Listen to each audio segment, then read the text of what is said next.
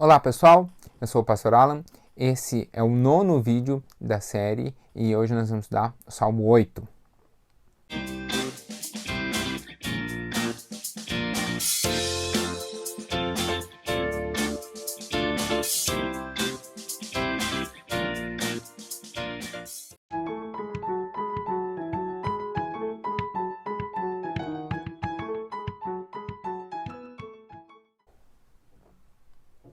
Como vocês sabem, eu morei em Portugal, estive lá fazendo um segundo doutorado. Aqui está a bandeirinha de Portugal, e a minha família é de origem portuguesa.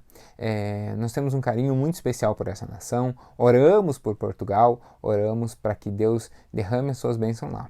E Portugal é muito conhecida por alguns pratos, dos quais eu era fanzaço de um chamado polvo ao lagareiro. Também gostava de bacalhau ao lagareiro, né?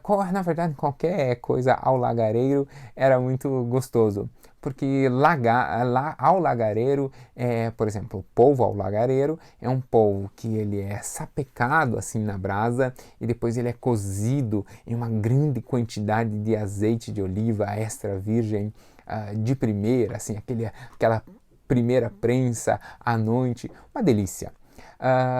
Então, se você quiser convidar o Pastor Alan para sua casa, você já tem noção mais ou menos do que fazer. Pode ser, não precisa ser polvo, pode ser uma bela posta de bacalhau embebida em bastante azeite de oliva e assada ao forno com migalha de pão assim por cima para ficar um crocantezinho e é delicioso.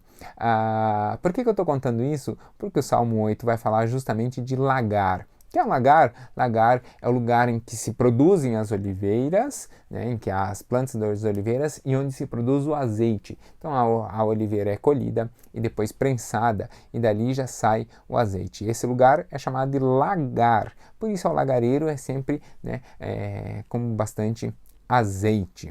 Legal isso, né? Mas vamos ver o que diz o Salmo 8. O Salmo 8 é o primeiro dos salmos que nós vimos até aqui, nós estamos vendo na ordem, é o primeiro dos salmos que pode ser chamado de salmo messiânico, e nós vamos ver por quê. Continua sendo um salmo davídico e ele é cantado para os lagares, né? Então, vamos lá. O texto diz assim: Senhor, Senhor nosso, como é majestoso o teu nome em toda a terra. Tu cuja glória é cantada nos céus. Então ele fala assim, quando ele olha para a criação, quando ele olha para a provisão divina, ele reconhece a provisão ali do Senhor, né? Ele reconhece o quanto Deus tem sido bondoso e quanto Deus tem sido majestoso, né? Aquele majestade, né? O quanto Deus tem reinado e regido a terra. Dos lábios das crianças e dos recém-nascidos, firmaste o teu nome como fortaleza, por causa dos teus adversários, para silenciar o inimigo que busca vingança, aquele reforçando a grandiosidade, a majestade de Deus. Então, as crianças apresentam um coração verdadeiro ao declarar quem Deus é. E aí ele começa a contemplação.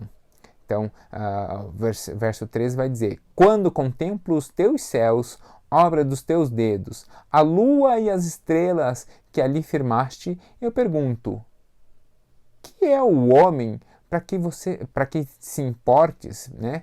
Ou seja, diante da grandeza do universo, que importância tem um pequeno homem ali diante de todo o tempo e todo o espaço e de tanta riqueza que Deus criou? Quem é o homem para que o Senhor se importe? E o filho do homem para que com ele te preocupes? Ou seja, por que o Senhor, além de se preocupar comigo, ainda se preocupa com as minhas gerações?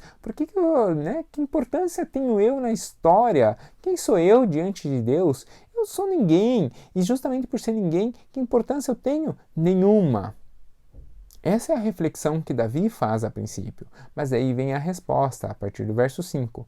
Tu o fizeste um pouco menor do que os seres celestiais. Está narrando quem é o homem, né? E o coroaste de glória e de honra. Então, a grandeza do homem não está no homem, está na glória que Deus colocou sobre o homem, né? Ao nos ter feito como sua imagem e semelhança. Tu o fizeste dominar sobre as obras das tuas mãos, sobre os teus pés tudo puseste. Ou seja, quando nós, seres humanos, temos a capacidade de domínio sobre a natureza, isso é uma provisão divina, né? É um cuidado de Deus.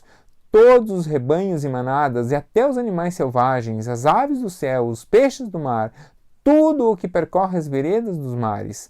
Senhor, Senhor nosso, como é majestoso o teu nome em toda a terra. Então aqui Davi está agradecendo ao Senhor e pela grandeza do Senhor e porque como o Senhor rege tudo isso, como o Senhor cuida de tudo isso e como o Senhor está sobre o trono que cuida de tudo isso. E aí você vai dizer assim, mas o que isso tem de messiânico? Onde aqui a gente lembra de Jesus? A ideia é justamente de haver um rei que rege tudo isso, né, que domina tudo isso, é a ideia da majestade, do ofício real que Jesus exerceu, do domínio sobre o mundo que Jesus exerceu. Por isso que esse é o Salmo 8, um salmo messiânico. Ao estudá-lo, eu espero profundamente que os seus olhos se abram para que você, ao olhar a natureza, para ouvir um passarinho cantando, para sentir um raio de sol ou o cheiro da chuva, que em tudo você possa ver o cuidado de Deus sobre a sua vida. E espero você também no próximo estudo, porque a gente não para por aqui, tá bom? Deus abençoe. Tchau, tchau.